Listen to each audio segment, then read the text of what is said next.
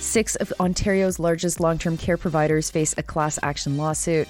Indigenous Services Canada and Crown Indigenous Relations plan to cut $417 million from their budgets over 3 years.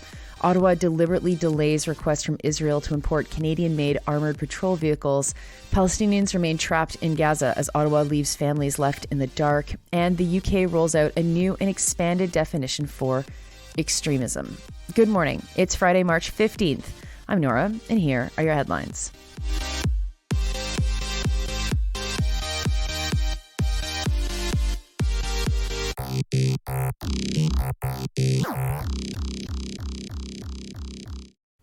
Starting in Ontario today, 6 of the province's biggest long-term care providers are facing several class action lawsuits.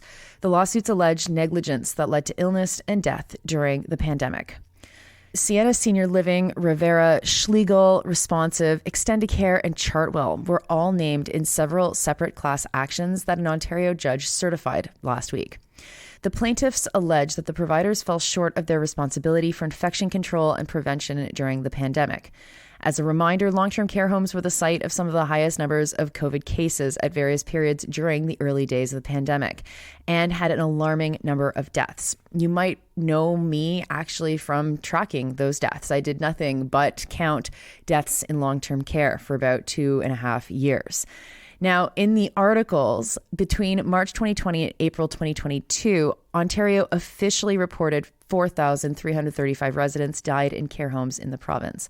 Now, I tracked higher numbers than that, and you can see how many exactly died in each of the facilities owned by each of these companies, as I've coded all of that into a Google spreadsheet.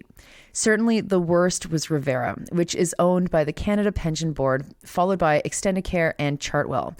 But these are also the largest companies in Canada as well. Schlegel and Sienna Senior Living both punched above their weights in terms of how many people died there. If you head to my Twitter account, which is at NOLORE, you can look at my pinned tweet for the most accurate and up-to-date of the count that is out there. You can also download the data, play with it yourself, and see what kind of death rates we're talking about in these facilities. The plaintiffs in these cases say that 3,300 of those who are in these homes operated by the named providers. I'd love to know if they're using my data on that. It's the only place anymore that you can get it. I haven't had a chance to see what my numbers say, but it is worth noting that most of these companies also operate retirement residences as well. I'm thinking specifically Schlegel here. And the deaths in those facilities were also pretty high, but they're left out of the count because they are responsible to a different regulatory framework than long-term care. It'll be interesting to see whether or not deaths in those facilities will be added or involved in the class as people died from similar circumstances. A report from the province's ombudsman released last September found that the long-term care inspection system was unprepared to deal with COVID-19, and this lack of preparedness was, quote, unreasonable, unjust, and wrong, unquote. I'll also mention that the conditions in these facilities specifically were depraved. The private facilities in Ontario were particularly horrifying, and depending on the age of the facility and how many people were sharing rooms or were allowed to mingle or mix during the worst days of the pandemic in ways that weren't as safe as possible. So literally putting people in the same bedroom, one with COVID and one without COVID. It was horrifying. And I talked to one person that worked at a private long-term care facility who was saying the bodies just piled up. They just died so quickly that they were being moved out of their facilities while the bodies were still warm. Really horrifying. And I really, really, really hope that families can get some measure of justice, which during a class action means money, because these companies should be run out of business.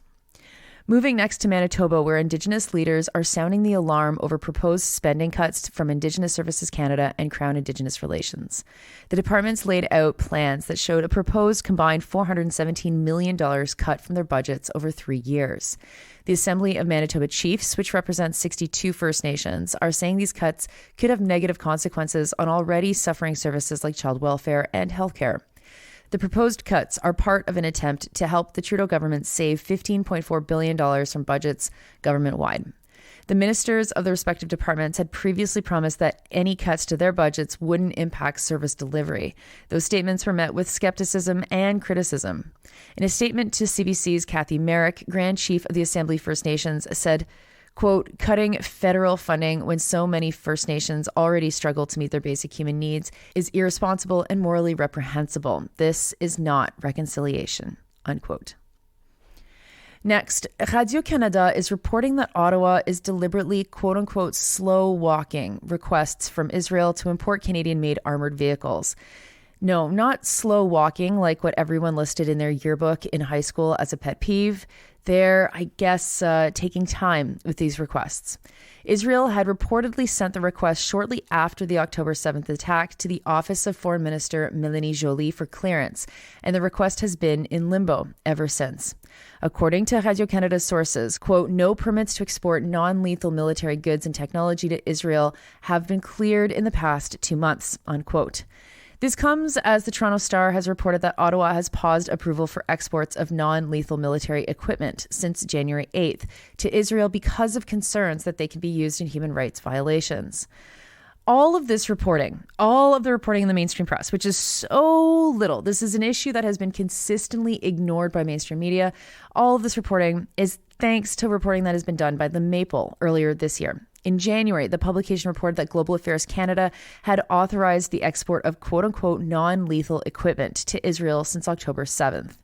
A statement provided to The Maple from Global Affairs Canada at the time said this, quote, Canada has not received any requests and therefore not issued any permits for full weapons systems for major conventional arms or light weapons to Israel for over 30 years, unquote. Reminder that Canada also doesn't make full weapons systems, so this is a bit of a slimy response. They continue. The permits, which have been granted since October 7th, 2023, are for the export of non-lethal equipment, unquote. A different story reported by The Maple in February showed that Ottawa had approved at least $28.5 million in new permits for exports of various military equipment to Israel during the first 2 months of the war in Gaza. The value of these new permits issued in that 2-month period broke a 30-year record high. In 2021, the Canadian government spent $26 million in Canadian military exports to Israel. And so not only is it a high, but it was a high in only a couple of months. And while they say these things are non-lethal, they are still things that make things lethal, like gun scopes and other equipment that is used in war. Earlier this month, several groups, including Canadian Lawyers for International Human Rights, filed a lawsuit against the federal government over the military equipment exports, arguing they could be used to violate international law. Next, staying in Gaza and Canada, and I don't get to do this very often because I'm writing a book and I'm not doing much reporting these days, but the next story is something that I reported. For The Maple, I set out to discover what the process was and how it's going for people to sponsor families from Gaza to come to Canada. I spoke to several Palestinian Canadians who applied to get their family to safety and still haven't heard from the government on their applications that they submitted back in January. In the meantime, their family members in Gaza remain stuck in limbo in the worst possible conditions as Israel carries on its genocide. Ottawa announced a reunification program for relatives of Palestinians in Canada back on January 9th. The program was limited to just 1,000 applicants and had received harsh criticism from immigration lawyers. The criticism was over the limitation on the number of applications and over the unrealistic requirements of the process, which, given the circumstances of the war, could almost be impossible for applicants to meet. For example, they must submit biometric information, something that literally cannot be done from Gaza. So to leave Gaza, they have to go to another country to be able to actually complete the process to come to Canada. Ridiculous, considering this is an active war zone. Since the program was announced, only 12 people have been approved to come to Canada. They've had to come up with their own way of getting here, and while they have left Gaza, none of them have yet arrived in Canada. The families of the applicants who've tried to get updates or information from the government say that they've been met with silence, with one person telling me that it's been a complete black hole. You can read my whole report on this at themaple.com. And finally, to the United Kingdom. 2 UK stories in a row, where the government has revealed a new definition of extremism. No, it isn't when a country deports asylum seekers to a totally different country against their will. It's something else. The reason given for the new expanded definition is concern over rising anti-Semitism and Islamophobia. The community's secretary, Michael Gove, who presented the new definition to the House of Commons, said the goal was to target, quote, extreme right-wing and Islamist extremists who are seeking to separate Muslims from the rest of the country and create division within Muslim communities, unquote. According to the new definition, quote, extremism is the promotion or advancement of an ideology based on violence, hatred, or intolerance that aims to negate or destroy the fundamental rights and freedoms of others, or undermine, overturn, or replace the UK's system of liberal parliamentary democracy and democratic rights, unquote. All of a sudden, this goes from being right-wing extremists to actually anybody that fundamentally disagrees with Western capitalist democracy. Very curious. People who meet the new definition won't be prosecuted, but they will be labeled extremist by the government, which would bar them from receiving any government funding or meeting with ministers. The government is expected to publish a list of those it has already identified as being extremist next week. To many, this reads as a blatant attempt to curb pro-Palestinian protests in the UK, which have been very, very, very, very big. Those are your headlines for Friday, March 15th. I'm Nora. That's right. We're already at the halfway point in March. Can you believe it, folks? I can't.